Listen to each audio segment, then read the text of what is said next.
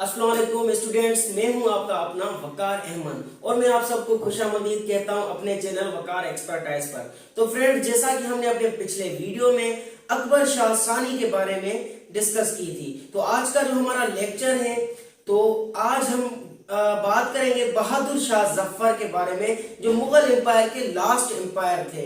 ठीक है, तो उससे पहले अगर आप मेरे चैनल पर न्यू हैं तो चैनल को सब्सक्राइब कर लें और बेल आइकन के बटन को जरूर प्रेस कर लें, जैसे हमारी हर आने वाली वीडियो आप तक पहले पहुंचे और ये इंफॉर्मेशन आप अपने फ्रेंड्स तक जरूर शेयर करें। तो स्टूडेंट्स, बहादुर शाह जफर, जिनका टाइम पीरियड 1837 से लेकर 1857 तक था। ठीक है, बहादुर शाह जफर इनका फुल नाम था और ये जो है दिल्ली में पैदा हुए 1775 में। और जो इनकी वाइफ का नाम है वो जीनत महल, जो ये वो वाइफ है जो इनके साथ लास्ट तक थी। ठीक है, और इनके फादर का नाम अकबर शाह है, अकबर शाह सानी, और इनकी माँ का नाम है लाल बाई। ठीक है, और ये जो है एक लास्ट मुगल एम्पायर है, मुगल एम्पायर के ये आखिरी जो है रूलर थे। और ये अपने साथ अपने नाम के साथ जफर क्यों इस्तेमाल करते थे?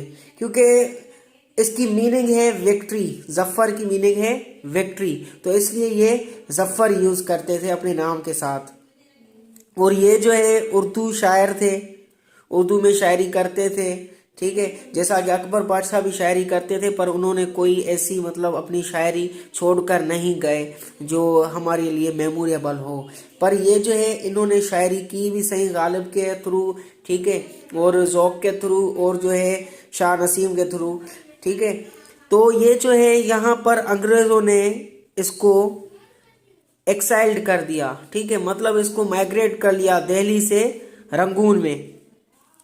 यहाँ पर ये शायरी लिखते हैं। इसके बाद जब इनको अंग्रेज निकाल देते हैं दिल्ली से, रंगून भेज देते हैं, तो यहाँ पर ये एक शायरी लिखते हैं। इन्होंने लिखा, नहीं हाल दिल्ली सुनाने के काबिल, ये किस्सा है रोने रुनाने के काबिल, उजाड़े लुटेरों ने वो कसर इसके, जो घर है ना दर है रहा एक जफर।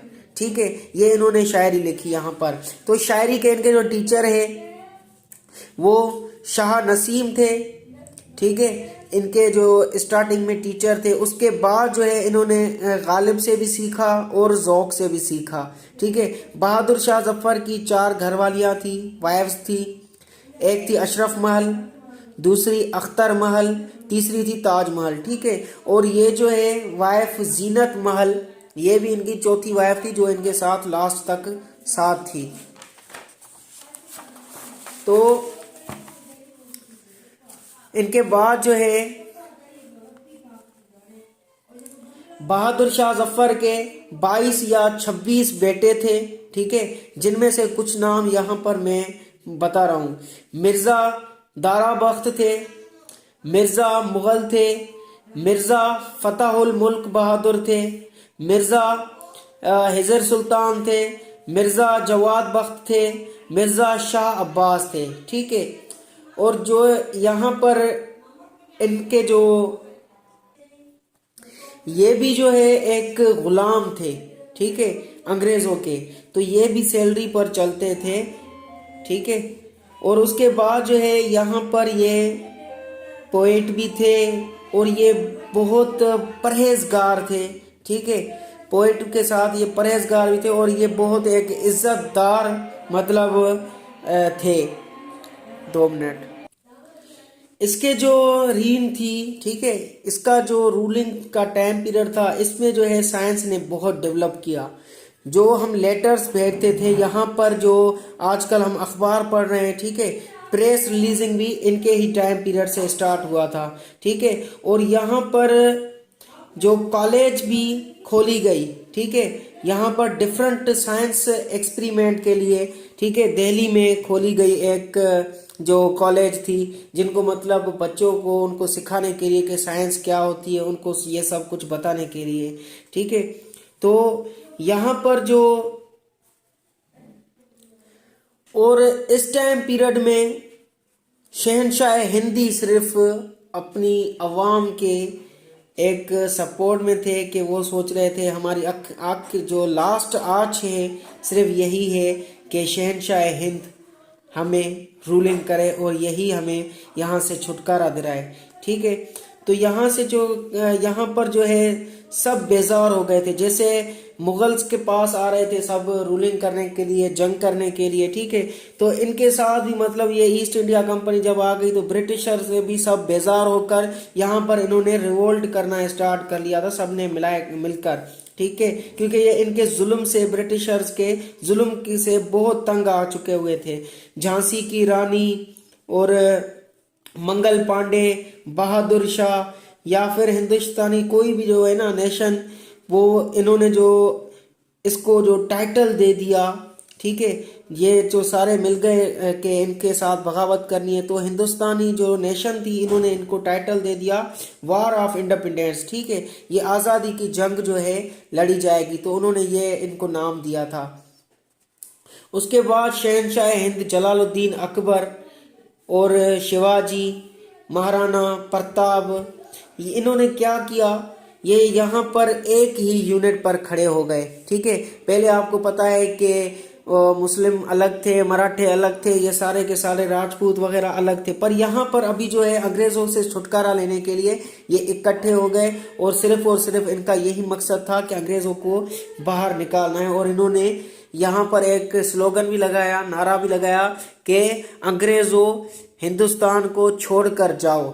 सही है, तो यहाँ पर क्या हुआ कि ब्रिटिश को यहाँ पर पता ये चला कि इन्होंने जो है कहा कि अभी ये सब के सब साथ हो गए हैं तो हम इनसे जीत नहीं सकते, तो इन्होंने एक डिपार्टमेंट बनाया रासानी का। ठीक है, ये रासानी का डिपार्टमेंट इन्होंने बनाया। तो यहाँ पर जो है बहादुर शाह जो है एक इनविटेशन मोकलता है, दावतनामा मोकलता है अंग्रेज़ों के खिलाफ जंग करने का। ये बोलता है कि मैं चाहता हूं कि लेटर में ये लिखता है कि मैं चाहता हूं हिंदुस्तान एक इंडिपेंडेंट हो। ठीक है, और राजपूतों को या फिर जो सिख होते हैं उन सब को ये लेटर भेजता है। ठीक है, और इस जो रिवोल्ट ये जो होता है, और यहाँ पर जो है दूसरी आपको बात बताता जाऊँ, जो गुलाम कादिर थे जिन्होंने मुगल्स पर बहुत ज़्यादा अटैक भी किया था, जो इनके दुश्मन थे, तो यहाँ पर इनका एक लड़का जिसका नाम होता है बख्त खान। ठीक है, बख्त खान जो है इनके साथ आ जाता है, तो ये बख्त खान जो है इनकी सपोर्ट में आ जाता है। ठीक है, ये जो बख्त खान होता है, बख्त खान ये जो गुलाम कादिर थे वो गुलाम कादिर का ही होता है, पर ये बख्त खान अभी इनकी सपोर्ट में आ जाता है। सही है, तो ये बख्त खान जो है इनको क्या बोलता है, ये कहता है कि मैं आपके साथ हूँ, हम जितनी भी हमारी अगर जंग हो रही है तो हम इनके अंग्रेज़ों के साथ लड़ेंगे। ठीक है, और ये बहुत ज़्यादा फतह की तरफ भी जाते रहते हैं, आगे जाते रहते हैं। तो इनके टाइम पीरियड में ईद उल अज़हा का भी टाइम आ जाता है। ठीक है, अचानक से ईद उल अज़हा, और ईद उल अज़हा का ये अंग्रेज़ जो है फ़ायदा उठाना चाहते हैं कि अभी तो ईद उल अज़हा आ गई है तो अभी हमें इनका फ़ायदा उठाना है। तो ये क्या करते हैं, क्योंकि आपको पता है कि जो वो ज़िबा नहीं करते हैं काव को, वो अपना जो है एक पायस मानते हैं, तो इस लिहाज से वो इनको जो हिंदू है, हिंदू रिलीजन जो इनको मतलब कहते हैं कि हम इनको ज़िबा करने नहीं देंगे। तो यहाँ पर ये बख्त खान अनाउंसमेंट कर देता है कि अगर कोई भी ज़िबा करेगा काव को तो हम उसको तोप के मुंह में डालकर उसको भी हम तबाह कर देंगे। ठीक है, अगर किसी ने काव को मारा तो हम उसको मार देंगे। ठीक है, तो यहाँ पर ये अंग्रेज़ों को फिर से पता चलता है, तो अंग्रेज़ों का मतलब ये जो ड्रीम था वो फिर से चकनाचूर हो जाता है। तो यहाँ पर जो बख्त है, बख्त जो बहादुर शाह को कहता है अभी हम बहुत सारे आगे चल गए हैं, अभी आप ऐसा करो, आप हमारे साथ चलो। ठीक है, बख्त ये बोलता है बहादुर शाह को, पर बहादुर शाह अगर यहाँ पर जाता तो हिस्ट्री में इसका अच्छा खासा नाम आ जाता बहादुर शाह का। पर बहादुर शाह जो है बख्त को मना करता है कि मैं आपके साथ नहीं चलूँगा। ठीक है, तो यहाँ पर जो कहते हैं के जो ब्रिटिश के अलग जो होते हैं जो ओडसन जो है ये शूट कर देते हैं मिर्ज़ा मुग़ल को, ठीक है, और मिर्ज़ा खज़र सुल्तान को और मिर्ज़ा अबू बकर को, ये इन तीनों को मार देता है ओडसन, ठीक है। इनको मार के फिर ये क्या करता है, इनके जो सर होते हैं वो जिस्म से अलग करके ये अपने इनके बहादुर शाह जफ़र के सामने ले आते हैं, ठीक है। उसके बाद जो है यहाँ पर बहादुर शाह जफ़र एक और जो है पोइट्री लिखते हैं। इन्होंने कहा, गारियों में गारियों में बू रहेगी जब तलक यहाँ की ईमान की, सॉरी, ठीक है, तख्त लंदन तक चलेगी तीग़ हिंदुस्तान की, ठीक है। तो ये इन्होंने जो है एक पोइट्री लिखी।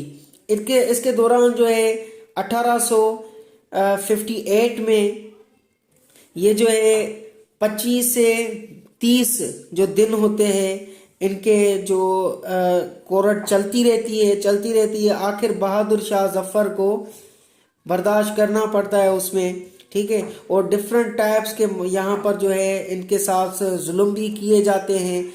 यहाँ पर कभी इनको लटकाया जाता है, कभी इनको मतलब अलग अलग चीज़ों की इनको जो है सज़ा दी जाती है, पर ये बर्दाश्त करता आता है। तो यहाँ पर आखिरकार ये जो है डिसीजन लेते हैं कि बहादुर शाह को मुसलमानों से अलग किया जाए, ठीक है। तो यहाँ पर इसको या फिर किसी आइलैंड पे भेजा जाए या फिर किसी और जगह पर भेजा जाए बहादुर शाह जफ़र को, ठीक है। तो लास्ट इनका जो होता है रंगून में इनकी डेथ हो जाती है 7 नवंबर 1762 में। तो आज का हमारा टॉपिक इतना ही था।